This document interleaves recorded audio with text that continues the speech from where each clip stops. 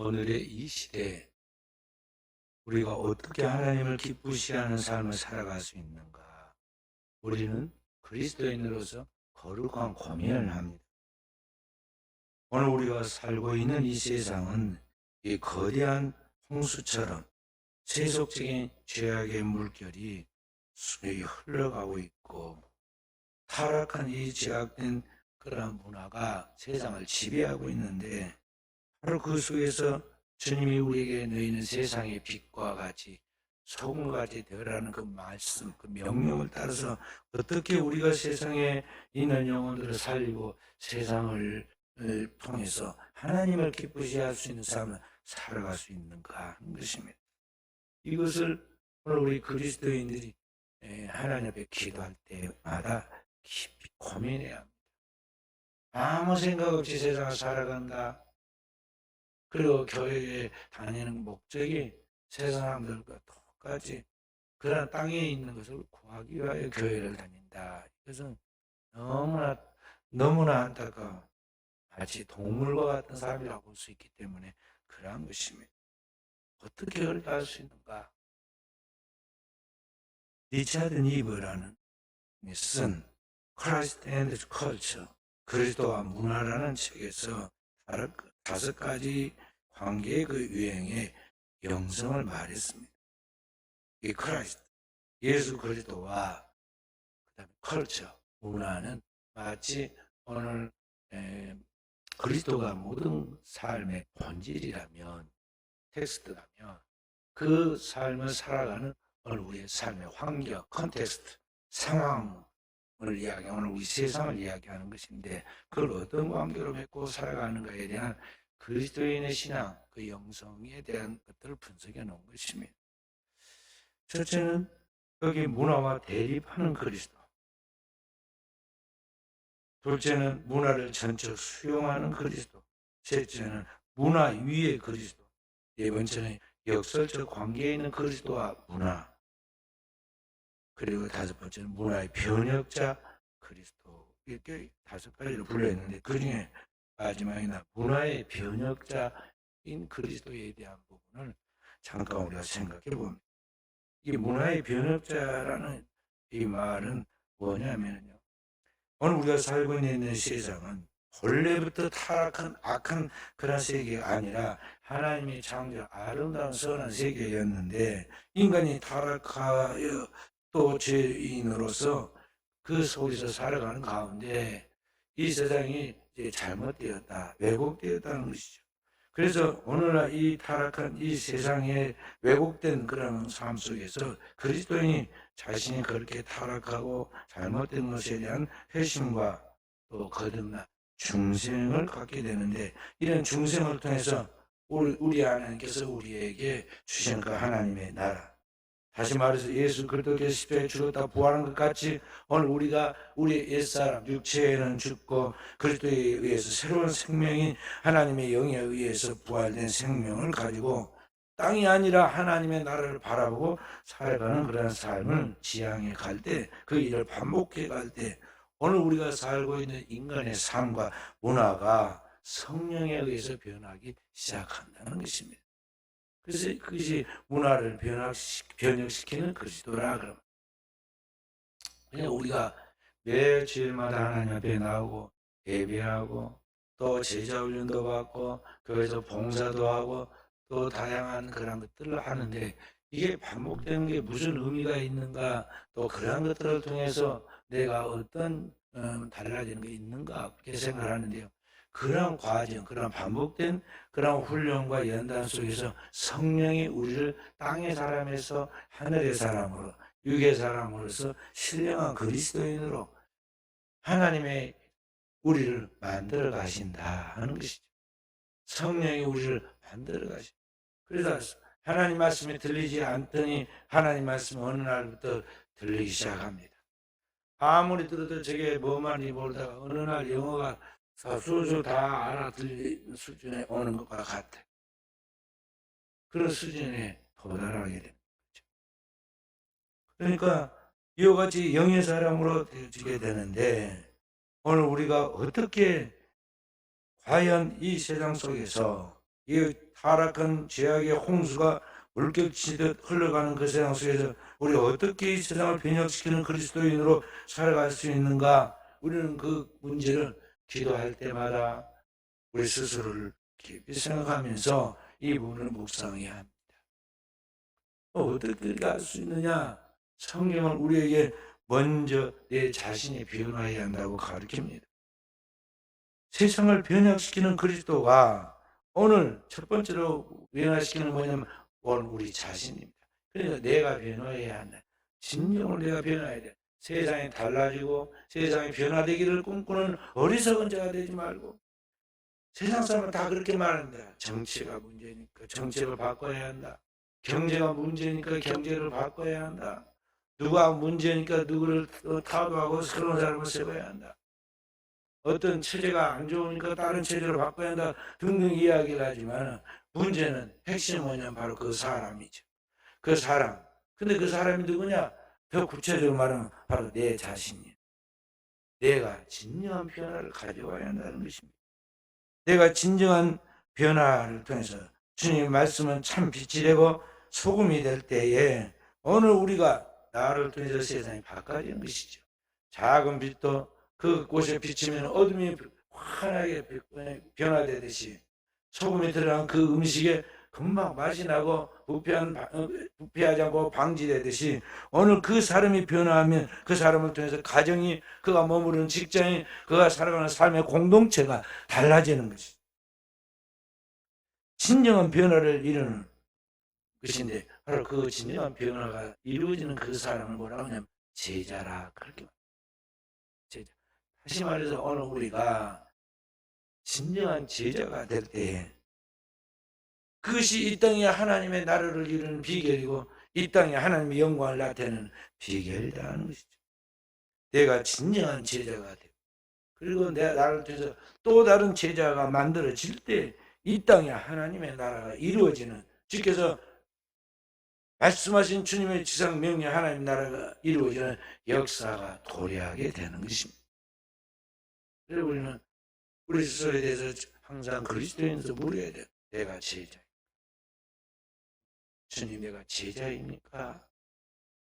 자꾸 누구에 대한 원망이 나오려 하거나 만족치 못한 것이 나오려고 할 때마다 늘 우리는 진정으로 주님 앞에 엎드려 물어야 돼요. 하룻밤에 1000번이라도 하나님 앞에 물어야 돼요.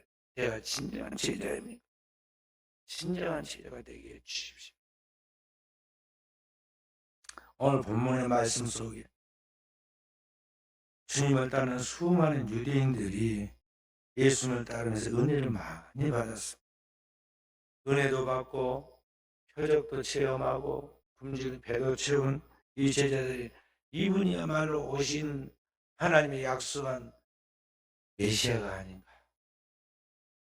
메시아가 아니면 이런 일을 할 수 없는데 그분이야말로 우리의 구원자이신 메시아가 분명하다 말하고 예수님을 억지로 잡아 임금을 삼으려고 하잖아요. 그들의 마음속은 주님을 진정으로 믿고 따르는 스스로는 제자라고 생각을 했을 것입니다.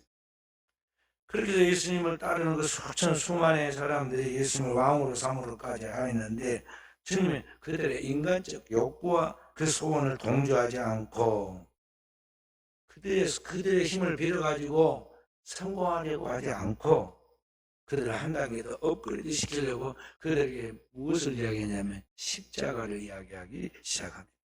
십자가의 도입니다.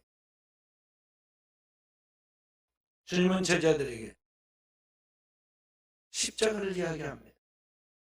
아무든지 나를 따라오리거든 자기를 부인하고 자기 십자가를 지고 나를 쫓을 것이니 인자가 예루살렘에 올라가면 죽임을 당하고 제3일에 살아날 것인데, 그렇게 해서 이 땅에 하나님의 뜻이 이루어진다고 말할 때 무리들이 그 십자가를 이해하고 그 십자가를 받아들이고 그럴지라도 주님을 내가 끝까지 따르겠습니다 그런 것이 아니라 갑자기 그 많은 무리들이 마치 물거품이 가라앉듯이 우수수 낙엽에 떨어지듯이 다 떠나가 버렸어. 남은 사람은 처음부터 예수님을 따랐던 예수님이 세운 12제자, 3년 동안 예수님을 따랐던 그 사람들 외에는 다 떠나갔어.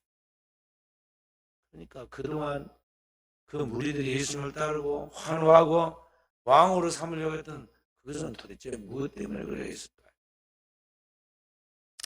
오늘날 교회가 많이 있고 크리스찬들이 많이 있는 것 같이 보입니다. 근데 그들의 깊은 내면에 무엇을 지금 바라고 하나님의 교회에 나오고 예배하고 찬양하고 기도하고 있느냐, 그 심리적 동기가 뭐냐 하는 것을 우리가 생각해 봐야 다 똑같지는 않습니다.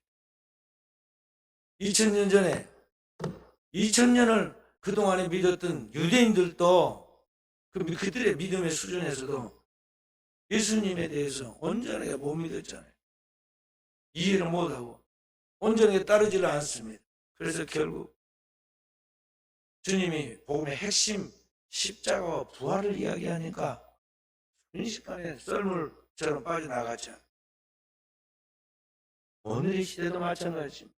어떤 위기와 환란이 감당할 수 없는 재난이 다가오면 과연 주님을 얼만큼 확실하게 분명한 믿음으로 주님을 따르는 사람이 있을 것인가? 지난 몇 년 동안 우리나라에 지금 생각하면 아무것도 아닌 감기의 일종같이 보이는 코로나 바이러스, 눈에도 안 보이는 작은 것이 등장했다고 그래가지고 얼마나 우리나라가 호들갑을 떨고 교인들이 거기에 휩쓸려가지고 썰물까지 다 빠져나가 버리고 오늘 교회로 돌아오지 않습니까? 우리의 믿음이 어디에 있습니까? 이제 요새는 또 이제 하나님이 코로나를 없애준 게 아닙니다. 코로나는 여전히 발전하고 계속 있는데 국가가 괜찮다 그 말 한마디 했더니 말이죠. 교회 또 옛날처럼 막 모여듭니다. 도대체 무엇 때문에 교회를 나왔고 하나님을 찾았던 것일까요? 그러니까 우리의 믿음의 실상, 그 허상들을 보라는 것이죠. 현대인들이 예수를 믿는다고 교회에 나온 동기는 여러 가지가 있는데 어떤 사람은 마치 청소년들이 연예인들을 따라다니듯이 군중심리로 유행의 흐름을 쫓아서 종교적인 그런 흐름을 쫓아서 예수를 믿는 사람도 있습니다. 어떤 사람은 상업적인 목적으로 금전적이고 물질적인 동기에서 교회를 나온 사람들도 있습니다. 어떤 사람은 자신의 사적 유익과 욕망 또는 사회적 직위나 권력을 얻으려고 교회에 나온 사람들도 있습니다. 어떤 사람은 지옥이 두려워가지고 지옥 안 가려고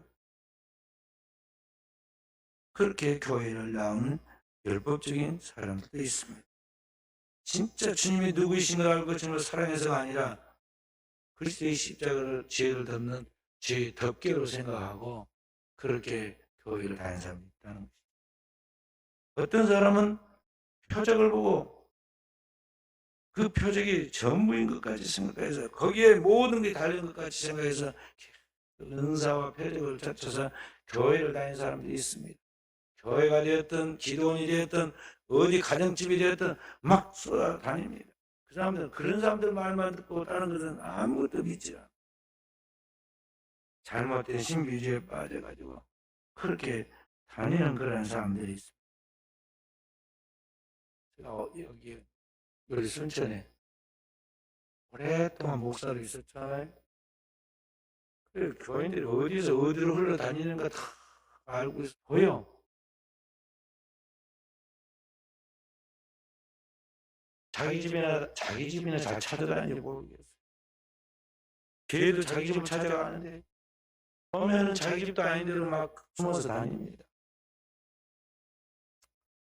이유가 서로 안 맞다는 거, 누구하고 안 맞다는 거, 또 뭐 어디가 좋다는 거 하면서 막 숨어서 다니. 이 조그만 도시 안에 숨을 데가 어디 있다고.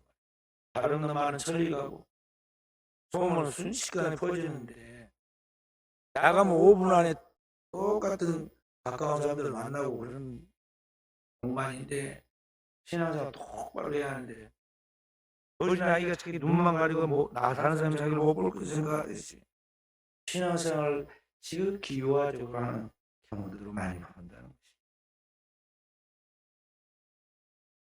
그러니 어떻게 신앙이 성장하고 성숙하고 주님의 말씀을 이 땅에 하나님의 나라를 이루는 주역으로서의 삶을 감당하겠어요.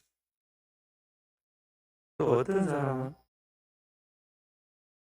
예수님을 정치적인 메시아로 생각하고 그 옛날 유대인들이 로마의 속박으로부터 이스라엘을 해방시켜주는 메시아로 그리스도를 사모했던 것 같이 그렇게 오늘날 예수 그리스도가 어떤 문제를 해결해주고 어떤 정권을 잡게 해주고 어떤 그러한 나라를 세워주는 그러한 해방자 예수 생각하고 믿는 사람들이 있어요. 카톡방에 보면은 이쪽 편든 사람, 이쪽 편든 사람, 참 그 카톡방인데 거기서 쓸데없는 정치인 이야기가 막 나옵니다. 그러고 보면 완전히 이쪽에 대한 괴물처럼 생각하고 이쪽에서는 저쪽 사람들은 완전히 대한민국 사람이 아닌 외계인 치고 그래가지고 싸워요. 어이가 없어. 그렇지 않대. 특히 목회자들이 모이는 그러한 그 방에서도 그러니 일반인들도 얼마나 하겠어요. 그리스도에 대한 잘못된 이유이죠.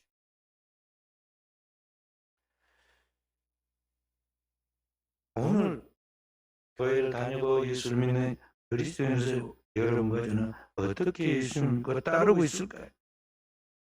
주님이 이 땅에 오신 목적 딱 한 가지 아닙니까? 그래서 무엇입니까? 세상의 화목자로서 하나님과 우리 그리고 이 땅에 있는 모든 불안한 것들을 하나로 화목시키기 위해 오셨다는 것이죠. 마태복음 20장 28절 말씀 함께 읽어봅니다. 마태복음 20장 28절 말씀 함께 인자가 온 것은 섬김을 받으려 함이 아니라 도리어 섬기려 하고 자기 목숨을 많은 사람의 대속물로 주려 함이니라. 하나님의 아들 예수 그리스도께서 이 우주 가운데 이 지구상에 딱 한 번 오실 때 목적이 딱 한 가지라는 거죠. 하나님과 인간의 가로막힌 죄의 장벽을 통해서 원수되어 있는 것을 딱 해결해서 하나님과 화목하게 하고 이 죄로 말미암아 악해져 있는 인간의 이 죄성으로 인해 서로 미워하고 다투고 원망하고 있는 인간들을 화목하게 만들도록 막힌 담을 헐어버리기 위해서 주님이 화목자로 오셨다. 그러므로 오늘 우리가 주님을 믿고 교회를 다니는 목적은 딱 한 가지. 세상적인 뭔가를 얻으려고 교회를 다니는 것이 아니라 순수한 하나님의 말씀을 믿는 복음을 믿는 믿음으로 그 믿음을 따라서 살기 위하여 교회를 다니고 주님의 진정한 모습을 본받으려고 하는 진정한 제자가 되기 위하여 하나님의 교회에 다녀야 한다. 그럼 나머지는 무엇을 먹을까 마실까 입을까 하는 것과 같이 땅에 있는 문제들은 진정한 목적을 따라 나아가면 하나님이 어떻게 하시냐. 살아가는 삶에 대한 부분을 하나님이 책임져 주신다. 이 모든 것은 너희에게 더하여 주시라 그랬어요. 이 그리스도인의 신앙의 핵심이에요. 근데 과연 그러한 믿음을 가지고 그러한 믿음으로 살아가고 있느냐. 신앙이 10년, 20년, 30년 믿어도 이 신앙이 가장 중요한 기초가 확립이 안 돼가지고 세속적인 가치관이 머릿속에 꽉 들어있어.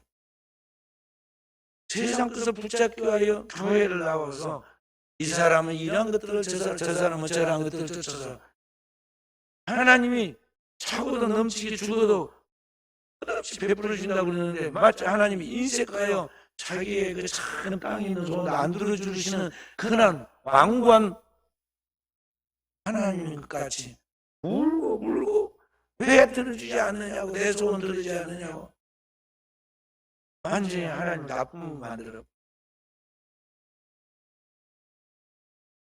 달란트 비유에 한 달란트 가진 자가 뭐라고 이야기하면 주인 왕관 사람이라 심지 않은 데서 거두고 뿌리지 않는 것을 이렇게 거두는 사람인 줄 알고 내가 이래저래 하였나이다. 그거 똑같아요.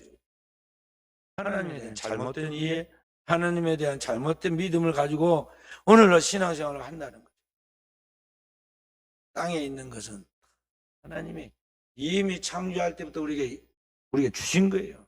이 모든 것, 땅에 있는 만물을 하나님께 주시고 땅을 정복하라, 다스리라, 충만하라. 그렇게 사는 것을 보고 하나님이 기뻐했다고 했어요. 도시의 힘이 좋았다. 그렇게 사는 게 정상이에요. 근데 이게 되지 않는 건 뭐냐면 우리 안에 지금 그걸 막고 있는 원수가 있는데 이 죄가, 그리고 죄짓게 하는 원수 마귀가, 어느 악한 영이 우리로 하여금 하나님의 말씀을 믿지 못하게 하고 그 말씀대로 살지 못하게 하고, 그래서 우리에게 저주된 삶의 상태를 그대로 유지하게 만드는 것이 있기 때문에 문제인데, 바로 이 문제를 그리스도가 십자가 해결해 놓았으므로 너희도 그 그리스도 예수를 믿는 믿음으로 그 주님을 붙들고 담대하게 선포하라. 믿음으로 말하고 믿음으로 행하라는 것이. 그러나 결과는 뭐냐면 하나님이 책임을 진다, 따라오게 하신다, 역사하신다는 것.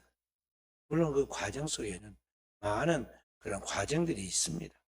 물론 그런 훈련의 과정들이 있지만 결과는 그렇다는 거죠. 그러니까 우리는 최종적인 결과인 하나님의 약속의 말씀을 믿고 믿음으로 당당하게 선포하고 바라고 나아가야 하는 것입니다. 과연 오늘 우리가 주님을 믿고 따르는 동기가 무엇일까요? 오늘 시몬 베드로는 영생의 말씀이 주께 있으니 우리가 누구로 가오리까? 우리는 주께서 거룩하신 자이신 줄 믿고 알았사옵나이다 하고 말씀하고 있습니다.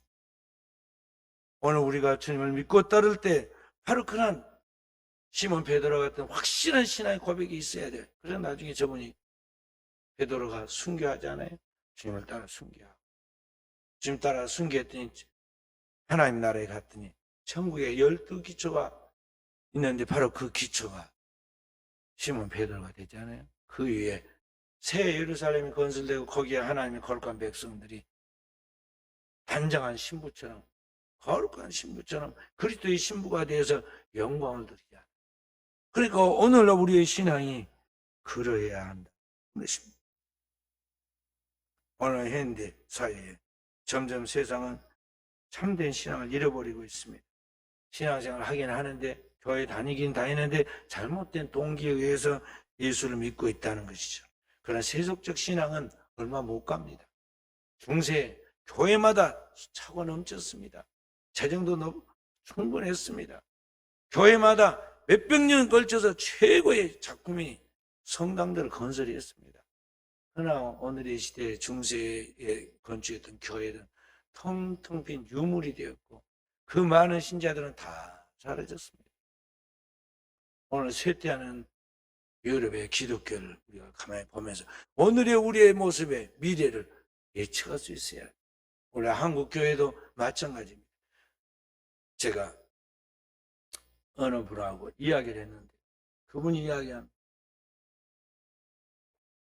신학교에 가서 무슨 특강을 했더니, 그치, 신학교 좀 대학원에 출석하고 있는 학생의 50%가 권사님들이더래. 우리 교회는 권사님들이 젊은 사람들이지만 보통 다른 교회는 권사님들이 보통 60대 이쪽 저쪽이 있거나 더 넘어서 권사님들이. 그분들이 신학교 와서 절반이 돼. 그 다음에 40대가 넘은 사람이 25%, 40대 이하 30대까지가 25%. 그러니까 젊은 사람은 신학생이 25%밖에 안 돼. 그러니까 나이 드신 분들이 이제 지나가고 정년 퇴직하고 또 죽고 다음 세대는 어떻게 될 거예요? 어떻게 되냐? 그래서 지금 젊은 부교육자를 구하기가 어려워. 그런다고 해서 지금 이제 담임 목사가 보통 40 이쪽 저쪽인데 이 담임 목사 부임해 간 사람이 저 60대 할머니 권사님을 전도사님으로 이렇게 하라 저렇게 할 수 없잖아요. 컴퓨터도 제대로 못하고 만들으라고 해도 하도 못할 것인데 어떻게 일을 하겠어요? 그래서 부교육자 구하기가 하늘의 별 따기가 되었어요.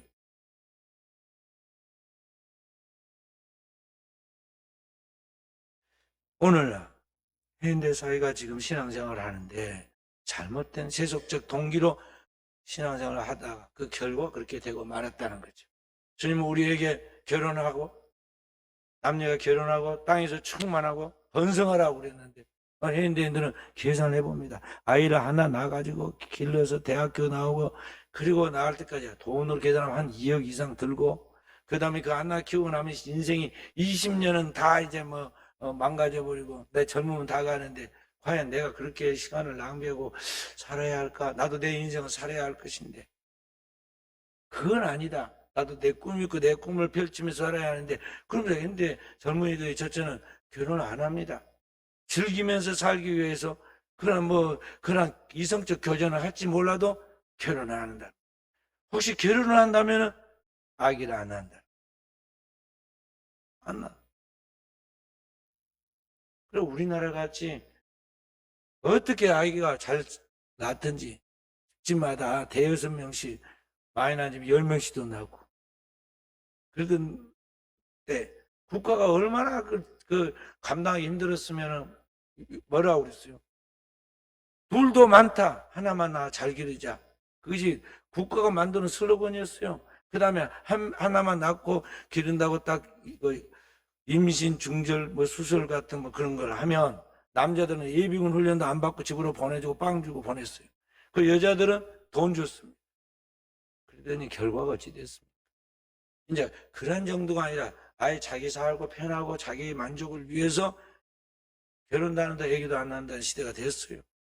세속적인 가치관에서 따온 이야기인데 결국은 이러한 것들이 오늘 우리나라를 지금 세계에서 가장 빠르게 쇠퇴해가지고 소멸하는 나라로 딱 학자들이 분석해놨어요.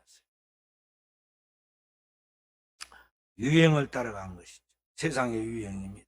오늘 신앙생활 그런 식으로 우리가 나간다는 거죠. 이렇게 순수하지 못한 동기로 신앙생활을 하면은 결과적으로 언젠가는 하나님 앞에서 이 모든 것들이 다 갈라질 거예요. 주님 말씀 알곡과 쭉정이가 다 분리되듯이 하나님의 나라에 가면 주님 말씀에 양과 염소를 분리하듯이 하나님께 분별하여 확실하게 나갈 것을 이야기하고 있다는 것이죠. 마태복음 7장 22절부터 23절에 주님이 말씀하시죠. 함께 그날에 많은 사람이 나더러 이르되 주여 주여 우리가 주의 이름으로 선지자 노릇하며 주의 이름으로 귀신을 쫓아내며 주의 이름으로 많은 권능을 행치 아니하였나이까 하리니 그때 내가 저희에게 말해 내가 너희를 도무지 알지 못하니 불법을 행하는 자들아 내게서 떠나가라. 하나님의 나라까지 갔는 줄 알았더니 말이죠. 결정적 순간에 하나님께서 떠나가라고 아니라는 거죠. 가짜다는 거죠. 불법을 행하는 자들. 아니 무슨 말입니까? 주의 이름으로 우리가 교회에서 큰일 많이 했습니다. 귀신도 쫓아가 병든 자 낫게 하고 선교도 많이 하고 많이 했는데 무슨 말입니까? 주님께서 아니다. 말씀과 상관없는 삶을 살았다. 불법을 행하는 자. 하나님의 법대로 말씀대로 살지 않았다는 거예요. 그러므로 오늘 우리가 섰다고 생각하지만 넘어질 수가 있다는 걸 알고 겸손히 하나님의 교회에서 철저하게 진정한 신앙인으로 진정한 제자로 훈련하여 하나님 앞에 섰을 때 칭찬받고 상받는 종들이 되어야겠습니다. 그래서 오늘날 우리가 신앙생활에 나가는 큰 중요한 것이 뭐냐면 진정한 신자가 되어지는 하나님의 말씀으로 훈련되는 제자 훈련이 가장 중요하다는 걸 알아야 돼요. 훈련된 제자만이 진정한 하나님의 복음으로 살아갈 수 있고 그 복음으로 살아가는 하나님의 제자만이 알곡처럼 하나님의 나라에 들어서 그 하나님의 뜻을 이루는 영광을 얻게 된다는 것이죠. 구약 성경에 참 안타까운 사람 두 사람이 나오는데요. 한 사람은 엘리야의 제자 엘리사, 그 제자 3대 제자 이야기예요. 위대한 구약의 최고의 선지자 불리는 엘리야가 있고 그 엘리야가 낳은 제자가 갑절의 영감의 엘리사예요. 그러니까 세 번째 제자는 얼마나 훌륭한 사람이 나오겠어요? 기대가 충만합니다. 그래서 성경에 보면은 그 제자 이름까지 나와요. 게하시라고.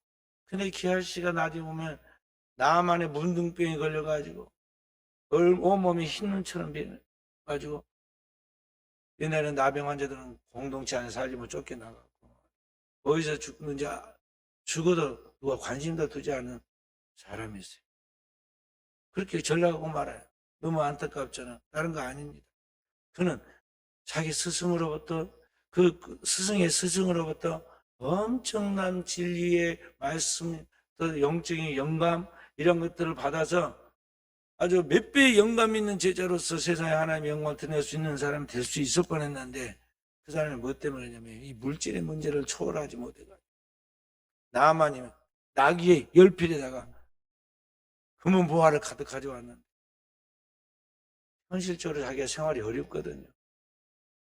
엘리사 선생님을 모시고 살림을 살아야 할 이 게하시가 생활이 어려워.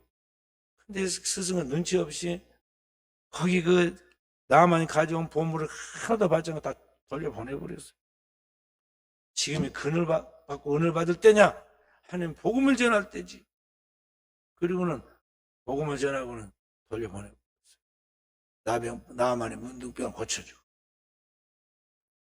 아무리 생각해도 아까워요. 다시는 그런 기회가 오지 않을 것 같아요. 그래서 게하시가 주인 모르게 우리 주인 엘리사 선생님은 세상을 모르니까 경제를 모르니까 지금 저렇게 그렇게 하시지만 나는 어쩔 수 없다. 현실을 풀어가야 하니까 가서 은 2달란트 받고 옷 2벌 가지고 돌아와서 숨겨놨는데 많지도 않아. 둘이서 살림 생활할 생활비하고 갈아입을 옷이야. 우리가 볼 때는 뭐 그럴만 하잖아요. 근데 나만의 그 문둥병이 나병이 그대로 게하시에게 올라가 버리죠. 그리고는 그의 인생이 그걸로 끝나버려요. 또 한 사람 있어요. 누구냐면 솔로몬.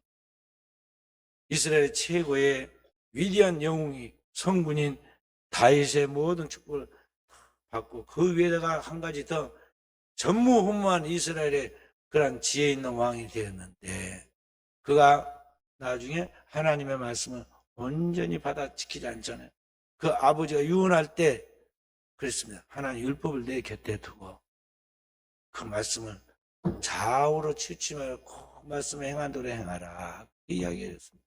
그래서 그 말씀을 떠났습니다. 이방 여인을 사랑하고 이방 여인을 따라서 신전을 짓고 심지어는 우상 앞에 가서 절도 했어요. 나라가 튼튼하고 왕성하게 보였지만 하나님 영적으로 축복이 딱 하나님 앞에 끊기니까요. 하루아침에 그 나라가 두동강이 나고 나중에 다 이방에 짓밟히잖아요.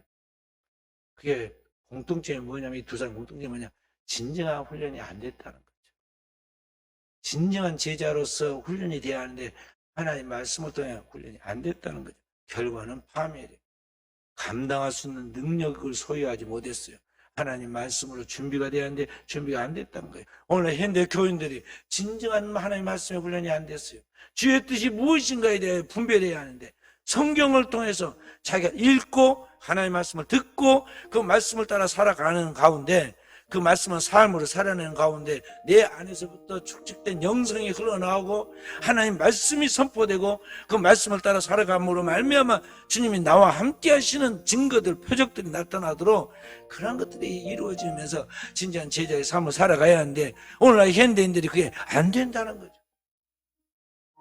성경책은 좋은 가죽 성경, 최신 성경 서로 선물 주고받고 가지고 있고 영상으로 잘도 띄워주고 카톡으로 뭐 스마트폰으로 검색하면 나오기도 잘도 찾아서 찾긴 하지만 그 말씀이 자기에게 대해서 삶이 되어서 자기 것이 되는데 그게 안 된다는 거예요. 주님이 영원한 하나님의 말씀이지만 이 땅에서 인간의 몸으로 오실 때는요 말씀이 육신이 되었다 그랬어요. 인카네이션. 하나님의 말씀이 그 안에 살이 되고 피가 되었다는 거죠. 그래서 성육신을 이룬 같이 오늘 우리는 그 영원한 하나님의 말씀이 내 속에서 나를 살리고 내 생각을 지배하고 나의 삶의 환경을 지배하고 세상 속에 그리스도를 보여줄 수 있을 만큼 세상을 변혁시키는 종들이 되도록 그러한 영의 사람이 되어야 한다는 것이죠. 진리의 영으로 완전히 무장된 사람이 되어야 오늘 우리를 통해서 이 세상이 달라지고 이 세상의 영혼들이 살아나는 구원의 역사가 이루어지게 될 것입니다. 저와 우리 사랑하는 성도들이 신앙생활하면서 우리는 물어야 돼요. 나는 진정으로 주님 앞에서 훈련된 제자로 성장하고 있는가? 나는 주님이 기뻐하는 훈련된 제자로서 12사도의 반열에 오르는 그 계보에 올라가는 그 계보를 따르는 제자가 되었는가? 우리는 물어야 돼요. 그리고 우리는 소원해야 합니다. 진정한 제자가 되게 해 주십시오. 사도의 반열에 오를 수 있는 진정한 제자의 길을 걷게 해 주십시오. 매일매일 반복된 영적 생활을 통해서 이러한 제자의 삶을 살아갈 때 성령이 우리의 연약함을 도와주시고 우리를 어느 순간인가 작은 그리스도가 되도록 그리스도의 형상과 모양을 이루고 그리스도의 향기를 드러내고 그리스도의 빛을 세상 속에 어둠의 빛을 비추듯 비추게 만드는 역사를 이루게 하신다는 거라. 오늘도 저와 우리 사는 성도들이 이러한 믿음의 길에서 하나님의 칭찬받는 그런 진정한 제자가 되어지기를 주의 이름으로 축원드립니다.